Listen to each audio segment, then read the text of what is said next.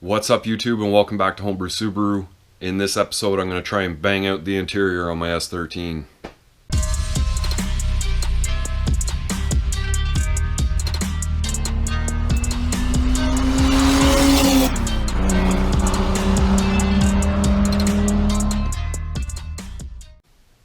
What's up everyone? I got a lot to go through in this video, but first of all, Homebrew Subaru decals are now available. Link is in the description down below. Get yours today. The interior of the S13 240. Last year I did put a lot of time into the interior. Basically when I bought the car it was pretty much gutted, other than having the dash and the center console, but all the trunk interior was missing. There was no carpet, there was no headliner, a lot of stuff missing. And last year I got most of the trunk interior all done from a parts car that I had. But this year I really don't want to continue driving the car without a lot of the wiring taken care of. The whole passenger side of the floor, it just had ECU wiring all over it. And just clean up the whole interior of the car so it's that much more enjoyable to actually drive this year. So first I'm just going to show you this quick clip of basically going through the car when I first got it and showing you what the interior looked like. The interior is quite a mixed match of just someone ricing out the car to just finding used parts from other cars. So I'm guessing these front seats are just completely out of other cars. The headliner's long gone. Someone actually took like what it looks to be the construction paint, marker paint, and painted the ceiling in the car with it. It is 5-speed. The parking brake does no longer work. The carpet's completely stripped out of the car. The rear interior panels are gone. So I mean, as you can see, the interior is pretty rough. Before I get started, there is a hole in the rear floor that needed to be taken care of, and I've gotten it done. Right rear passenger floor pan, right at the right rear corner of it, had rotted right through and put some holes through. So I basically cut out that entire section right out to good metal and grinded it down, wire wheeled everything, double sheeted 2 pieces of sheet metal on top and bottom, tacked them both in place, cleaned up everything again, sealed it all with basically body sealant, and then the rubberized undercoating over top of everything to make sure that it's going to stay that way. So it's a complete repair. It took me quite a few hours. There was a bunch of debris left over, but it is fully done, and I think that's where we're going to start. So I'll show you that, and then we're just going to move right onto the carpet. So first we'll just take a look at the repair that I made over here in the corner. So you can see that's completely filled in. There's going to be no water leaks whatsoever there anymore. And then got a nice coating on both rear floor pans. And then just cleaned up the front ones. I just kind of finished washing them up with some disinfectant wipes, letting it all dry out. There you can see my cabling. It's kind of going to route under the seat like that. And just along here underneath the front seat. So everything's been covered with loom. Definitely still have a bunch more wiring underneath the dash to do on both sides, but I think I'm at the point that I can start routing the carpet. I've got the center console kind of pulled back so I can get the carpet along the sides of the tunnel. The handbrake is all refastened because I actually had it undone from when I did the RB swap.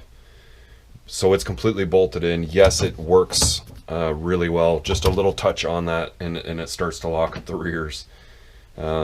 These line locks do not work. Like I've said before, I've got something to replace them, but I'm not going to get into it now. I'm not going to open up the hydraulics when they work fine. So here's the carpet that I'm planning to install. This is out of the 2001 Legacy GT wagon that I have in the backyard.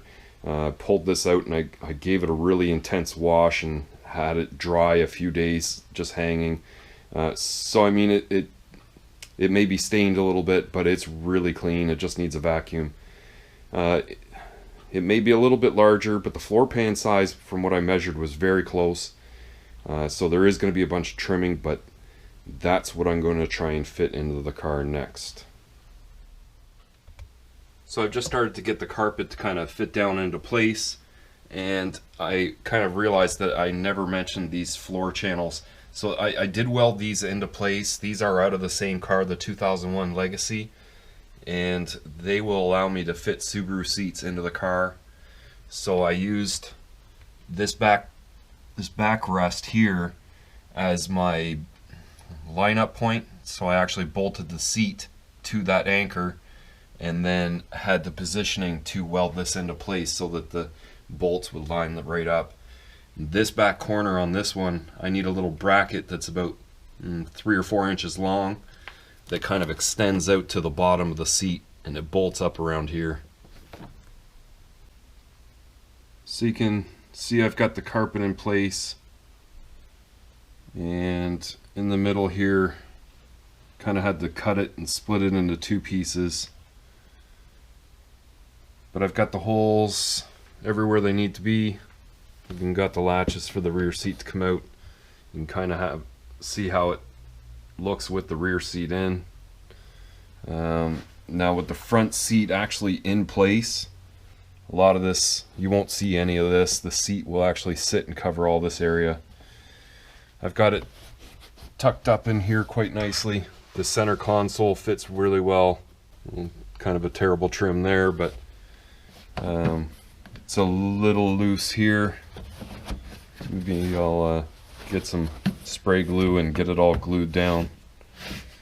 But really overall, for a carpet that's not supposed to be in this car, it's gonna work. Now with the carpet all finished, time to move on to the headliner. This is basically the material that I used to do it. You can see it's just a really thin foam with some black fabric on one side. Very universal stuff. Has a little bit of stretching to it, and it'll mold in place really well.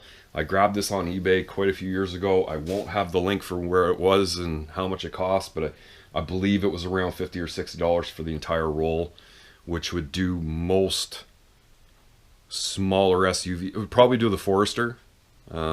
Getting into a larger SUV, you might need to get a little bit bigger of a piece, but it was available in different sizes.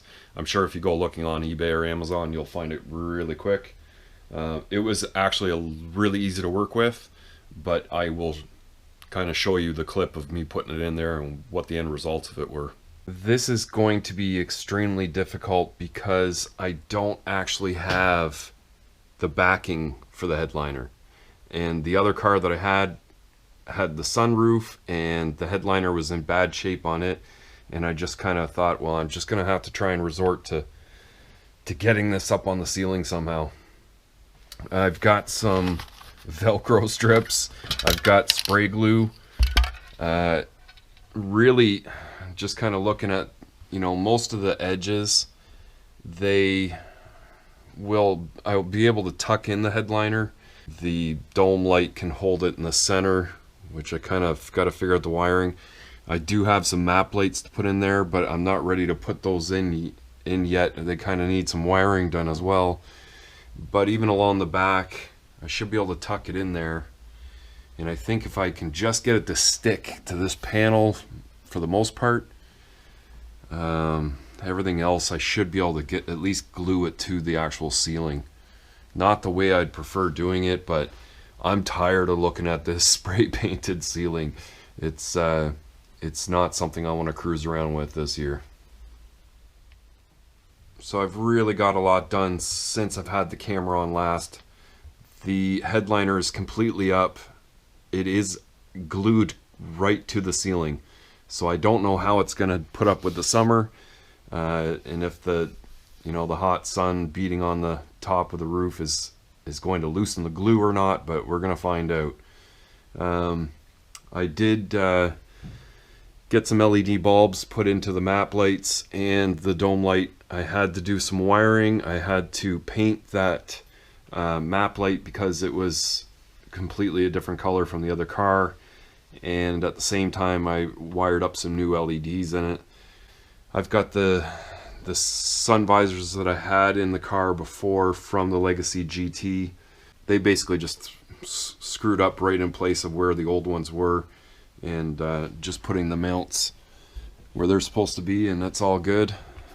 And even all these little ripples in here that you actually see, that's just wiring actually going through there, because this is directly on the ceiling. So I kind of molded it where I could, and then where it had to bulge is where it's bulging.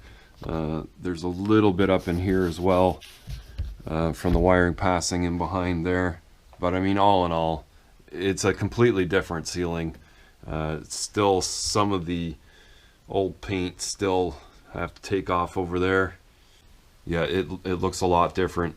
And I think I still have some of the headliner material left over, and I'll probably go ahead and do those door panels at some point, because that material is quite old. It's coming off and it doesn't really match in the front of the car anymore anyway. Broadway mirror put on. I did get the suction cups I was looking for, and got my radar detector all set up with the wiring going up through and tucked all in behind. Down here on the floor, I still have a little bit of wiring to deal with, but most of it's tucked. I have the factory ECU taken out of the car, and the RB ECU kind of mounted in there. The wiring kind of tucked in out of the way behind the carpet. So now with the headliner all in, the dome lights all done, the visors, pretty much everything done up on the ceiling and the floor, next is basically getting the seats in. And I kind of contemplated what was I going to do about seats. I put in these, welded in those Subaru channels, and I've had the Legacy GT seats in the car. Yeah, they kind of work in the car. They're comfortable to sit in, but I kind of wanted something a little bit more sporty. And I'm gonna be getting rid of the RS more than likely, so I did take the STI seats out of the RS and put them into the 240. And I know some of you are going, whoa, that's a little strange, STI seats in a Nissan S13. But you know what, it's a 31-year-old car.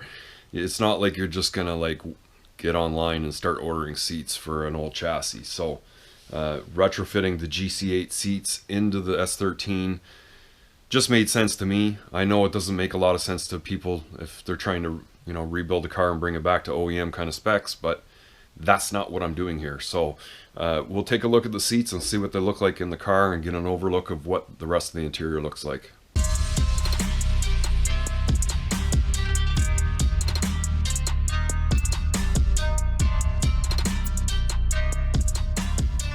So I mean, there you can get a really good idea of what the actual seats look like in the car. I mean, the backrests having STI in them, yeah, it's not preferable. Be better off saying Nismo in them, but for what they are, they're a lot more suitable in the car than the Legacy seats are. A little bit more sporty, a little bit more support, certainly look a little better in there. Kind of goes with the red accents that are in the car. Having the carpet all done is a really big thing for me. Just not having to have that steel floor. And then at the same time, the ceiling, I'm really glad that it's starting to come all together. There you can see the map light, the dome light. Everything works perfect. And I also did put on this Delrin ball style shift knob. It actually didn't want to thread on, even though it's the proper thread, and I realized that some of the threads on the shifter were actually damaged. So I had to run a threading die down that to get the ball to go on. And I actually have something to finish this up. I've got a handle to put on to get rid of this kind of black foam, and I will show you guys what I've come up with for that. So the hydro brake that I have installed, it is a cheap unit off of eBay. I'm pretty sure that's where I got it. I've had it a few years. I've made some custom brackets to bolt it to the top and side of the tunnel. So it is like really fasten to the car. It'll shake the car. But the actual grip on the handle just had that foam piece like you saw. It's not something that I was going to leave on there. And I looked for something that I might be able to attach instead of this piece here. And I remember seeing someone with a snap-on screwdriver handle, and I thought that was really cool, but I just decided, okay, with the red accents, I'll type in red handle and see what kind of pops up. And well, this is what I found. Red bike handles. I kind of, when I got it, I was like, well, that should work. So I trimmed off the bottom just to kind of make it fit. And I think all I'm really going to have to do is maybe lube it up with some soap, and it should slide down on there. So I've just got some soapy water in the end there, and I can kind of feel this end cap might have to come out of it because it goes into it a little bit deeper than I thought anyway. Yeah, look. So just kind of pop this guy out. Bring that to go there. And I mean,